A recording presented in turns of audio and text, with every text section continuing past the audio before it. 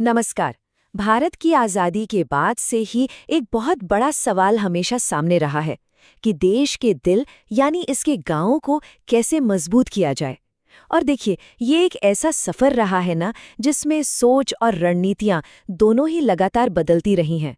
तो आज हम इसी विकास की कहानी को समझने वाले हैं। तो चलिए इस कहानी में थोड़ा और गहराई से उतरते हैं। हम सबसे पहले बात करेंगे आज़ादी से पहले की नींव की। फिर हम देखेंगे कि आज़ादी के बाद पहला दौर कैसा था। उसके बाद फोकस कैसे गरीबी हटाने पर शिफ्ट हुआ, ये जानेंगे। और आखिर में समझेंगे कि कैसे विकास एक सर्विस से एक अधिकार बन गया। हमारी आज की जो ये पूरी चर्चा है उसका आधार ये स्टडी मटेरियल है। ये हमें ग्रामीण विकास की जड़ों तक ले जाता है, मतलब बिल्कुल पुराने जमाने से लेकर आज तक की पूरी कहानी बताता है। तो सफ़र की शुरुआत करते हैं। देखिए, आज की पॉलिसीज को अगर समझना है ना, तो सबसे पहले हमें उस नींव को देखना होगा जिस पर ये सब कुछ, ये पूरा ढांचा खड़ा किया गया था। तो आज़ादी से पहले क्या था? भारत के गांवों ने एक बहुत बहुत बड़ा बदलाव देखा। सोचिए, जो समुदाय कभी पूरी तरह से आत्मनिर्भर हुआ करते थे, वो धीरे धीरे एक ऐसी व्यवस्था का हिस्सा बन गए जिसका एक ही मकसद था, उनसे सिर्फ संसाधन निकालना। और फिर आया 1947। आज़ादी के साथ एक बिल्कुल नया दौर शुरू हुआ। अब सबसे बड़ा सवाल ये था कि एक नया राष्ट्र अपने गांवों से अपने भविष्य का निर्माण करेगा कैसे। और यहीं से ग्रामीण विकास के पहले बड़े एक्सपेरिमेंट्स की शुरुआत होती है। तो इस शुरुआती दौर के बिल्कुल सेंटर में था कम्युनिटी डेवलपमेंट प्रोग्राम यानी सीडीपी। ये एक बहुत ही महत्वाकांक्षी, एक बहुत बड़ा प्लान था जिसका लक्ष्य था गांव के हर एक पहलू का विकास करना। मतलब आइडिया ये था कि गांव की जिंदगी के हर पहलू को छुआ जाए, चाहे वो खेती हो, स्वास्थ्य हो, सड़कें हों, स्कूल हों, सब कुछ। और इन सबका अंतिम लक्ष्य था समुदायों को आत्मनिर्भर बनाना। लेकिन 1970 का दशक आते आते एक बात बिल्कुल साफ हो गई। ये जो इतने बड़े बड़े प्रोग्राम्स थे ना, उनका फायदा असल में सबसे गरीब लोगों तक पहुंच ही नहीं रहा था।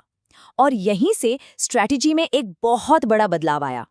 तो जब ये साफ हो गया कि ये बड़े बड़े प्रोग्राम्स काफ़ी नहीं हैं, तो स्ट्रैटेजी को बदलना पड़ा।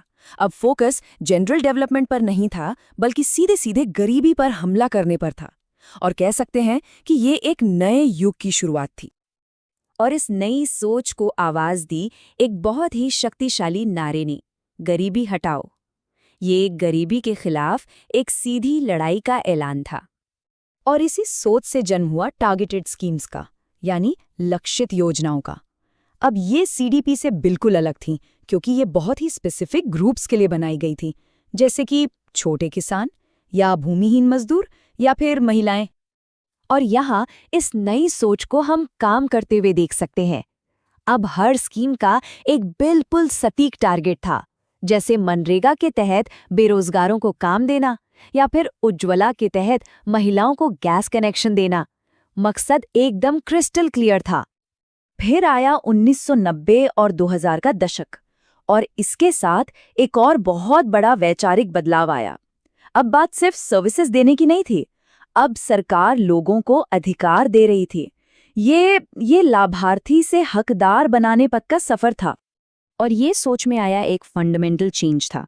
अब विकास सरकार की कृपा नहीं, बल्कि एक नागरिक का कानूनी हक था। लोग अब सिर्फ बेनिफिशियरी नहीं थे, वो एंटाइटलमेंट होल्डर थे, मतलब कि हकदार थे। इसी नई सोच ने कई ऐतिहासिक कानूनों को जन्म दिया। मनरेगा, जिससे काम की गारंटी मिली, आरटीआई, जिससे सूचना की ताकत मिली, शिक्षा का अधिकार और खाद्य सुरक्षा का अधिकार। इन कानूनों ने सरकार और ग्रामीण नागरिकों के बीच के रिश्ते को हमेशा हमेशा के लिए बदल कर रख दिया। तो दशकों के इस लंबे सफर के बाद आज हम कहाँ खड़े हैं? भारत में रूरल डेवलपमेंट की आज की स्थिति क्या है? देखिए, ये सफर वाकई में बहुत बड़ा और परिवर्तनकारी रहा है, इसमें कोई शक नहीं। लेकिन इसका मतलब ये बिल्कुल नहीं है कि मंजिल आ गई है। आज भी हमारे सामने कई बड़ी बड़ी चुनौतियां खड़ी हैं। तो सबसे बड़ी बात यह है कि हमारे पास एक मजबूत कानूनी ढांचा तो है, लेकिन उसको जमीन पर उतारने में, उसे लागू करने में दिक्कतें हैं। जैसे बजट की कमी है, प्रशासनिक सुस्ती है और लोगों में अपने अधिकारों को लेकर जागरूकता की भी कमी है। ये सब मिलकर असर को कम कर देते हैं। तो ये पूरा सफर हमें एक आखिरी सवाल पर लाकर छोड़ देता है। कम्युनिटी बिल्डिंग से शुरू होकर कानूनी अधिकारों तक पहुंचने के इस लंबे सफर के बाद अब ग्रामीण भारत के भविष्य